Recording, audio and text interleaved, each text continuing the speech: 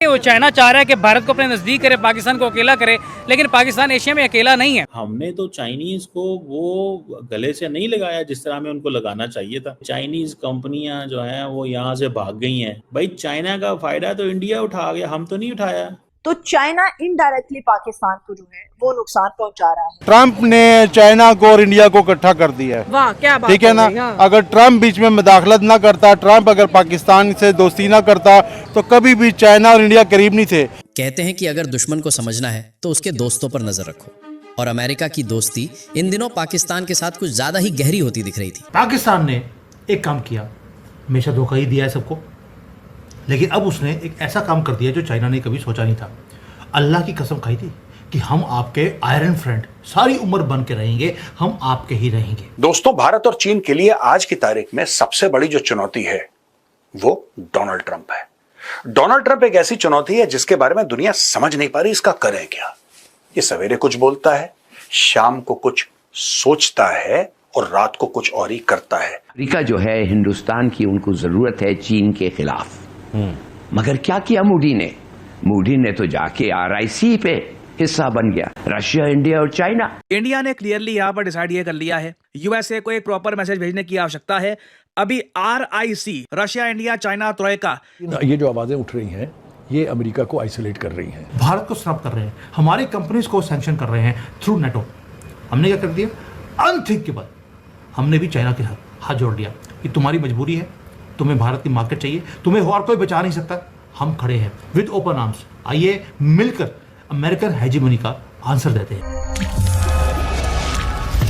नमस्कार दोस्तों, पाकिस्तान से जो देश दोस्ती करता है उस देश का बुरा वक्त शुरू हो जाता है। पहले चीन और पाकिस्तान की दोस्ती वही वाली हिमालय से ऊंची लोहे से मजबूत, अब उसमें दरार पड़ चुकी है क्योंकि पाकिस्तान ने अमेरिका से हाथ मिला लिया, जिससे अब अमेरिका का बुरा वक्त शुरू हो गया है। अमेरिका की सदियों से कोशिश थी कि भारत और चीन कभी इकट्ठा न हो, लेकिन डोनाल्ड ट्रंप की मेहरबानी से भारत और चीन इकट्ठे हो रहे हैं। इससे बुरा वक्त उस देश के लिए क्या हो सकता है जिसने सदियों से कोशिश की हो कि वो कभी इकट्ठा हो। डोनाल्ड ट्रंप जिस तरह एंटी इंडिया पॉलिसी बना रहे हैं, कभी भारत की कंपनियों पर सैंक्शन, कभी भारत को टैरिफ की धमकियां, इससे भारत एक बात समझ चुका है, अमेरिका कभी किसी का सगा नहीं हो सकता। खैर, ट्रंप की सैंक्शन और टैरिफ की धमकियों को तो मोदी ने बीच की उंगली दिखा दी है। वहीं भारत और चाइना के साथ आने से पाकिस्तान की भी नींद उड़ चुकी है। हमने देखे अमेरिका को दोस्त बनाने के लिए पास वालों को छोड़ा है, हमारी अमेरिका ने कभी मदद नहीं की। पाकिस्तान ने एक काम किया, हमेशा धोखा ही दिया है सबको,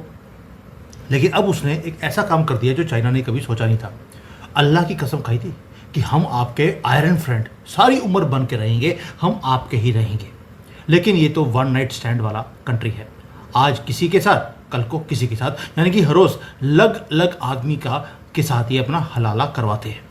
पहले इन्होंने सोवियट्स को बेवकूफ़ बनाया, आपको याद है, उसके बाद इन्होंने तालिबान वालों को बेवकूफ़ बनाया, फिर इन्होंने अमेरिका को बेवकूफ़ बनाया वॉर ऑन टेरर में, फिर चाइना को बेवकूफ़ बनाना शुरू कर दिया, भारत को तो शुरू से ही हिंदुओं को ये बेवकूफ़ बनाते रहे हैं। अब ये जो सारा चीज़ें हैं, भारत इसमें से अपॉर्चुनिटी कैसे निकाल रहा है और पाकिस्तान ने धोखा कैसे दिया चाइना को, ये आपको समझने की बात है। अमेरिका के पाले में जाके बैठ गए हैं। क्यों? क्योंकि अमेरिका ने जैसे ही ऑपरेशन सिंदूर में मात खाई पाकिस्तान ने, अमेरिका ने इन्वाइट किया पाकिस्तान को, क्योंकि उसे जो चाइनीज़ हथियार थे उसके सारे कोऑर्डिनेट चाहिए थे, उसकी सारी इंफॉर्मेशन चाहिए थी कि भारत ने पाकिस्तान के कौन कौन से हथियारों को तहस नहस किया है और वो चले नहीं तो चले क्यों नहीं, और उसके अंदर टेक्नोलॉजी कौन सी थी। पाकिस्तान को याद होगा आपको कि जब ऑपरेशन सिंदूर हुआ था, वहाँ के जो लोकल लोग थे उन्होंने जाकर मिसाइलें उठाकर शुरू कर दी थी। वहाँ पर जो भी हथियार उनके तहस नहस हुए थे उन सबको उठा के लेके जाना शुरू कर दिया। चाइना ने ऑब्जेक्ट भी किया था, लेकिन पाकिस्तान ने बोला कि ये तो गरीब लोग हैं, ये तो लेकर कबाड़ियों को बेच देंगे। लेकिन बात अब समझ आ रही है बाहर कि वो सारे के सारे चीज़ें उठाकर अमेरिका को देनी थी, ताकि अमेरिका उसको रिवर्स देख सके कि इसके अंदर टेक्नोलॉजी कौन सी है, इसके अंदर ये जो सारे इलेक्ट्रॉनिक्स पार्ट्स हैं वो कैसे हैं और इसको तोड़ निकाल कैसे सकते हैं। पाकिस्तान ने इतना बड़ा मटेरियल दिया है उस कंट्री को जिसने $60 बिलियन दिया, सारा वहाँ पे सीपैक के नाम पर तरक्की कराने की प्रोमिस किए थे, लेकिन वहाँ के हुक्मरानों ने वो पैसे भी खा लिए और ऊपर से जो चाइना से जितने हथियार आए थे वो भी उठाकर अमेरिका को दे दिए। और एक और थप्पड़ मारा है अमेरिका को सारे हथियारों के सारा कुछ देने के बाद साथ में आसिम मुनीर ने बलूचिस्तान को भी बेच दिया है अमेरिका को। वही बलूचिस्तान जिसको उसने चाइना को बेचा था कि वहाँ पे ग्वादर पोर्ट है, वहाँ के सारे मिनरल्स आपको दिए, वही उठाकर अमेरिका को भी दे दिए हैं। क्यों? क्योंकि उसके बदले में पैसे चाहिए। अब इसे युआन से पेट नहीं भरता, इसको तो डॉलर चाहिए होते हैं। इसलिए बोल रहा हूँ $60 बिलियन उड़ गया। और जो चाइना की मीडिया है उसने ओपनली बोलना भी शुरू कर दिया। पहली बार मैं देख रहा हूँ कि चाइनीज़ मीडिया के अंदर बाढ़ आई है पाकिस्तान में और बीजिंग मजाक उठा रहा है। क्यों? क्योंकि उन्होंने बोल दिया कि हमारा ट्रस्ट तोड़ा है पाकिस्तान ने। और जो शी जिनपिंग है वो फ्यूरियस है बिहाइंड क्लोज डोर्स। होगा भी, जिस कंट्री ने इतने पैसे लगाए हों आपके ऊपर और आप जाकर अमेरिका चाइना का बहुत बड़ा दुश्मन है और पाकिस्तान ने चाइना के दुश्मन के साथ बैठकर चाय पीनी और खाना खाना पसंद किया और उठाकर सब कुछ उनको दे दिया। अब जो इकोनॉमिक कोलैप्स है पाकिस्तान का वो होता जा रहा है। आपको मालूम है बैंकरप्ट कंट्री है, डॉलर चाहिए और डॉलर चाइना ने देने बंद कर दिए तो अमेरिका के पास चले गए। प्लस इन्होंने क्रिप्टो के भी हब बना दिया है अमेरिका प्रेसिडेंट को खुश करने के लिए। चाइना को ये बात भी ठीक नहीं लग रही क्योंकि उसे लगता है कि आहिस्ता आहिस्ता जैसे पाकिस्तान अमेरिका के पाले में जाएगा तो उसका इतना बड़ा जो इन्वेस्टमेंट है एक कंट्री के अंदर, ताकि उसको कभी अमेरिका के अगेंस्ट यूज़ करना है, कभी भारत के अगेंस्ट यूज़ करना है, वो उसके हाथ से निकल जाएगा। चाइनीज़ कंपनियां जो हैं वो यहाँ से भाग गई हैं। पाकिस्तान जो है उसकी इकॉनमी जो है वो, उसमें जो फॉरेन डायरेक्ट इन्वेस्टमेंट आ रही थी वो नज़र नहीं आ रही। और हम आज भी फैसले कर रहे हैं कि चाइनीज़ को हमने कैसे सिक्योर करना है।